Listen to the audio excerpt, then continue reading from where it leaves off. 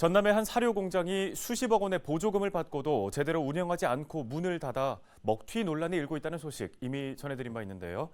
하지만 현재까지도 해당 지자체가 보조금 환수는 물론 제대로 된 절차조차 밟지 못하면서 결국 그 피해가 농민들에게 고스란히 전가되고 있다고 합니다. 자세한 내용 송효찬 기자가 취재했습니다. 장흥군 대덕읍 일대입니다. 굳게 잠긴 사료 공장은 여전히 운영을 멈춘 상태. 결국 피해는 농가에게 돌아갈 수밖에 없는 상황이 됐습니다. 공장을 가동을 안 하고 있어요. 가까우니까 저희들이 갖다 먹이잖아요. 근데 이제 외부에서 하니까 운송료가 별도로 나가야 되고. 대덕의 경우 소 18,000두를 키우고 있습니다.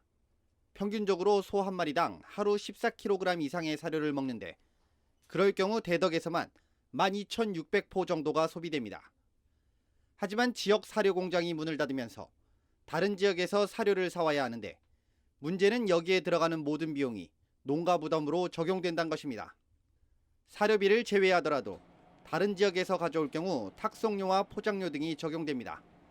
나주에서 가져올 경우 620원, 순천 해룡면의 경우 1,200원 이상 비용이 발생합니다. 대덕 지역의 경우 하루 평균 25만 2천여 킬로그램의 사료가 사용되고 있는데 이럴 경우 사료비를 제외한 부담 비용은 적게는 781만 원에서 많게는 1,500여만 원 이상이 들어간다는 것입니다. 여기에 소 농가들이 사료를 구매할 경우 대부분 외성으로 구매하게 되는데 이 역시 100일이 지난 이후부터는 이자가 발생하기 때문에 부담은 더욱 커지게 됩니다.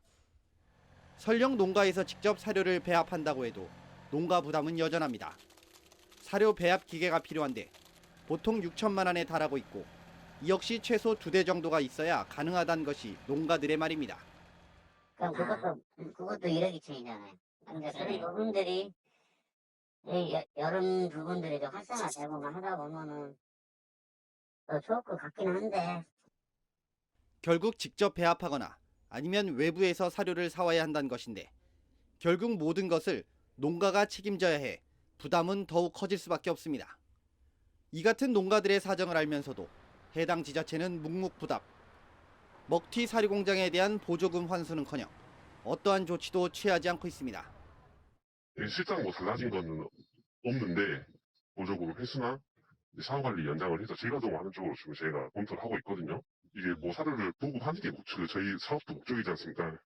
하고 저희가 연장을 해서 재가동하는 쪽으로 둘 중에 하나를 저희가 하려고 하는데 이분이 계속 연락을 피하셔서. 지자체의 무관심 속에 농가들의 부담이 더욱 커지고 있는 가운데 소사료 공장의 부재가 더욱 아쉬울 수밖에 없습니다. 헬로티비 뉴스 송유창입니다.